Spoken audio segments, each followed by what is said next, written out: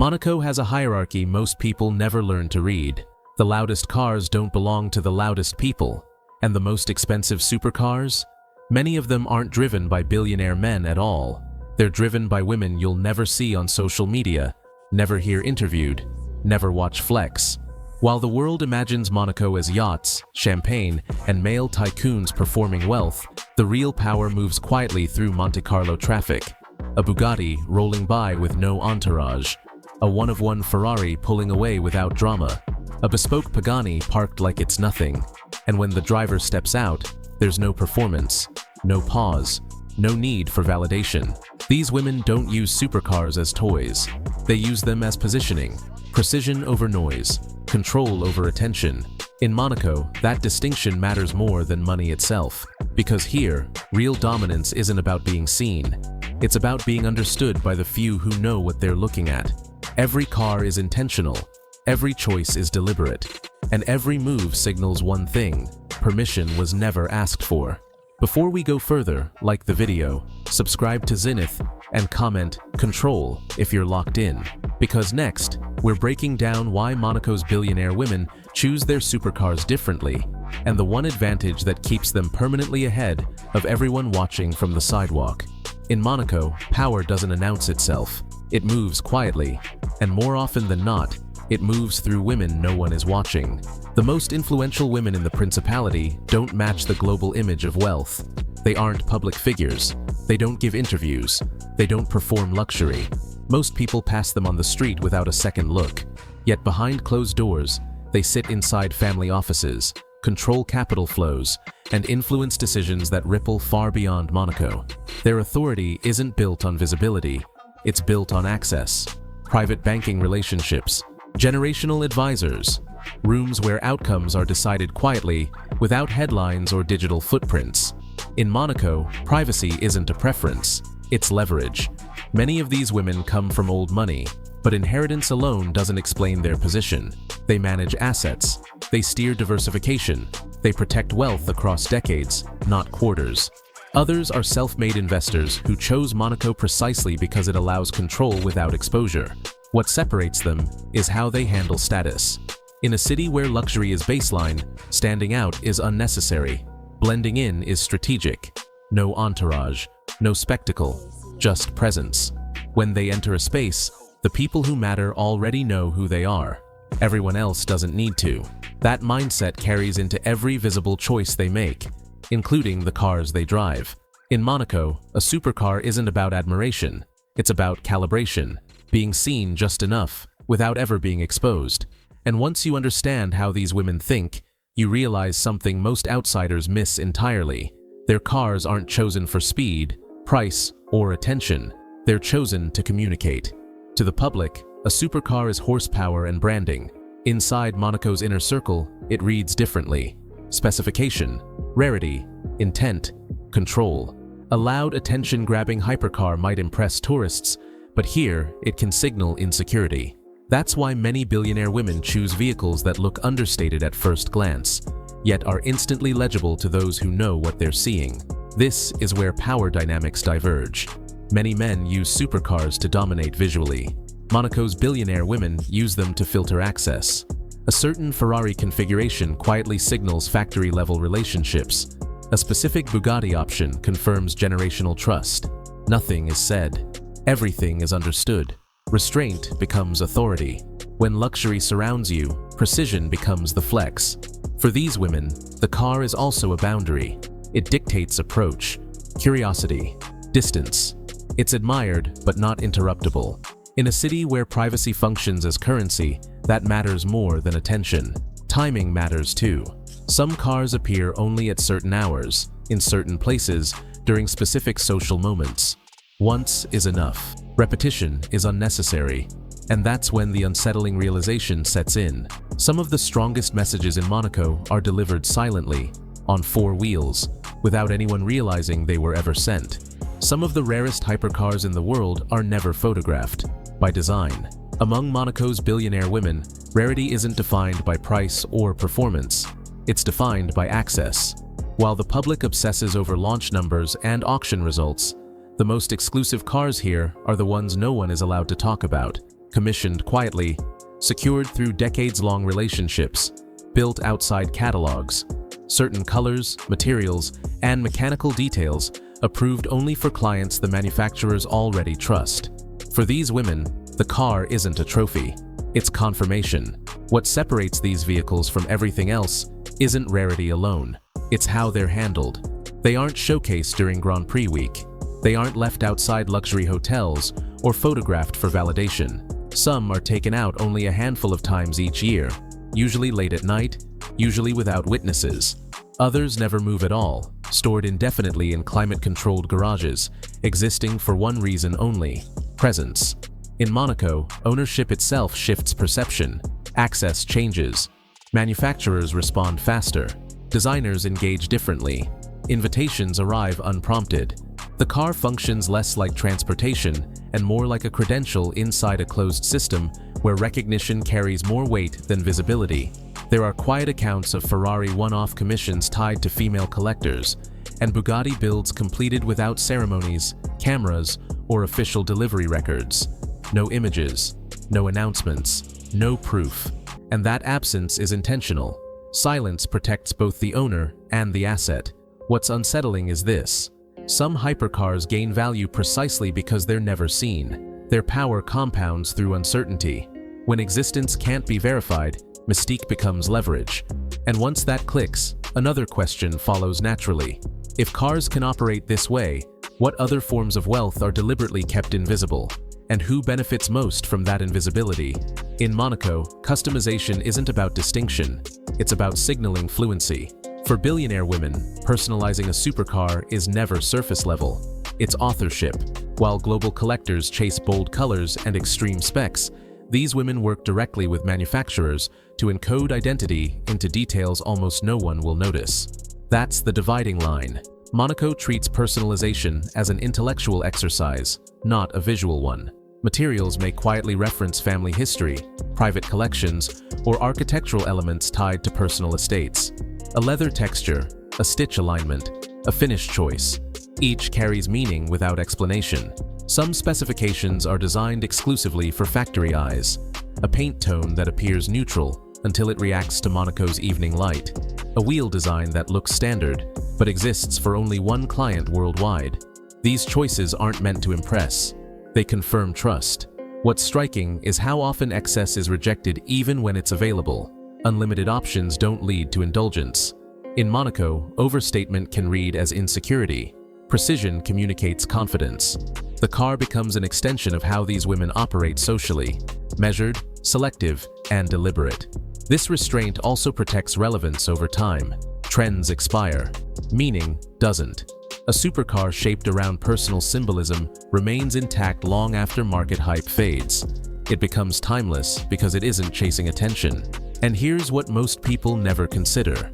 Many of these details are chosen with inheritance in mind. Certain elements are designed to be recognized decades later by those who understand lineage. At that point, the car stops being an object and starts functioning as a message, one meant to be decoded across generations. The way these women drive reinforces the same philosophy. There's no urgency to demonstrate power, no aggressive acceleration, no engines echoing through tunnels. In a place where performance is assumed, restraint becomes authority. Movement through Monaco is slow, intentional, and precisely timed. Arriving seconds earlier or later can determine who notices, who approaches, and who keeps distance. Timing isn't incidental here, it's control. Unlike collectors elsewhere, attention behind the wheel isn't the objective. Windows stay up, routes remain predictable. The car isn't an adrenaline device, it's a controlled environment. Comfort and continuity matter more than excitement. This calm approach also reduces exposure. In Monaco, everything is observed. Driving without drama lowers curiosity and preserves privacy. A hypercar moving quietly attracts less interest than one demanding attention. Blending into luxury makes tracking more difficult. Even parking is calculated. Certain locations are avoided. Others are used sparingly. Valets are chosen intentionally. Sometimes the owner drives, sometimes they don't. And that decision alone communicates something to the right observers. Outsiders often mistake this behavior for caution. It isn't. It's confidence. Only those with nothing to prove can afford this level of quiet. In Monaco, dominance isn't loud, it's effortless. And once you recognize how deliberately these women navigate the streets, it becomes clear their driving has little to do with roads at all. It's about managing visibility in a place where overexposure is the greatest liability. For billionaire women in the Principality, security isn't added later, it's foundational. Beneath Monaco's elegance operates a layered system designed to preserve predictability and personal safety at all times. Many supercars are integrated into broader security frameworks. Routes are pre-planned. Garages sit underground with restricted access. Arrival times are rarely spontaneous. Even model selection can be influenced by how seamlessly a vehicle works, with private drivers, tracking protocols, or discrete reinforcements approved directly by the manufacturer. In Monaco, the car isn't separate from security. It's part of it. Underneath Monaco's polish, protection is almost invisible. And that's by design. There are no obvious bodyguards, no armored silhouettes, no signs of caution that draw the eye. In this environment, visible security invites curiosity, and curiosity invites risk.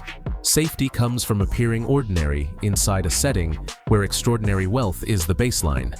Vehicles are rotated not for novelty, but to erase patterns. Some remain untouched for months, others move only when conditions align. During major public events, certain cars never leave private garages regardless of their value. Nothing is left to chance. Visibility here is engineered. Even maintenance follows the same logic. Servicing is handled through trusted technicians, discrete time windows, and minimal records. Information is guarded as closely as physical access. In Monaco, data can be as dangerous as exposure. For these women, a supercar isn't freedom, it's a sealed environment. A private space that moves through public streets without inviting interference. That balance, more than horsepower or price, defines the true luxury of the Principality. What surprises most outsiders is that the safest cars are often not the most expensive ones. The vehicles least associated with power tend to offer the greatest protection. While enthusiasts track launches and social media reveals, real influence operates far from public view. Monaco's billionaire women don't react to trends, they quietly set them. Their preferences, shared privately with manufacturers, can reshape design philosophies years before the public notices. Luxury here evolves behind closed doors. Top supercar brands pay attention, not because these women generate exposure, but because they demonstrate consistency.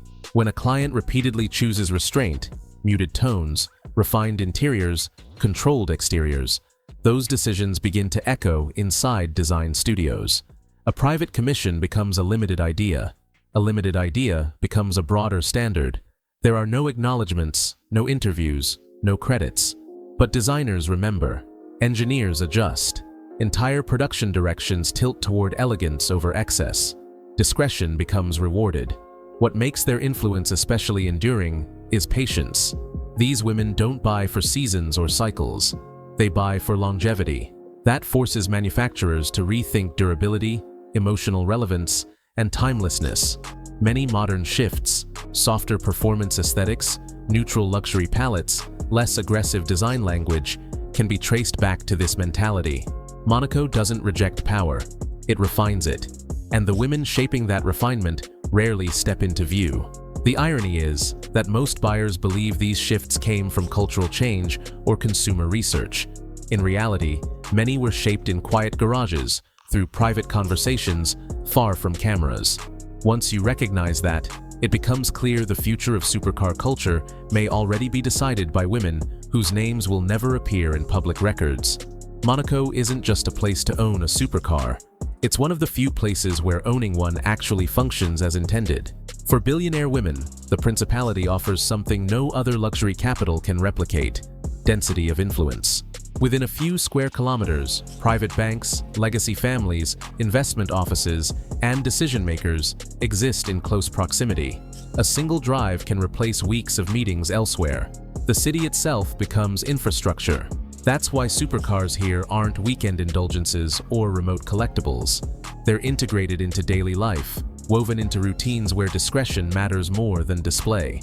In a place this compact, reputation travels faster than speed. Every appearance is logged, remembered, and interpreted. Monaco's design supports this reality. Underground parking, secure residences, predictable routes. Unlike cities built to showcase wealth, Monaco is built to preserve it.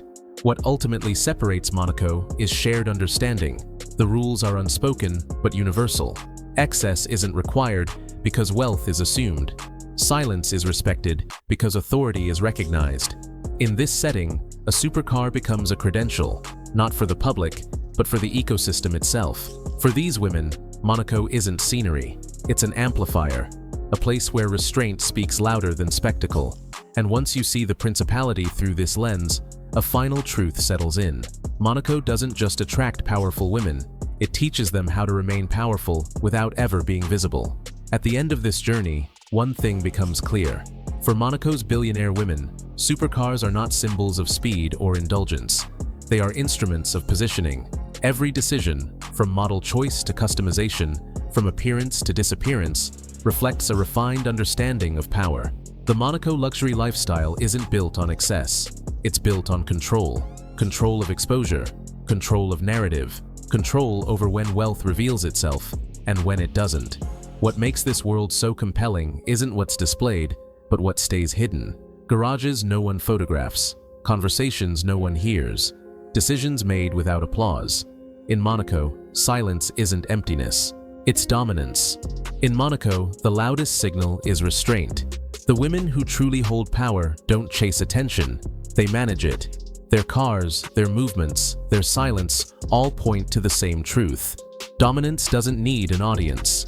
If this perspective changed how you see luxury, like the video, subscribe to Zenith, and comment "silence" below. More deep dives coming into worlds built on control, not noise.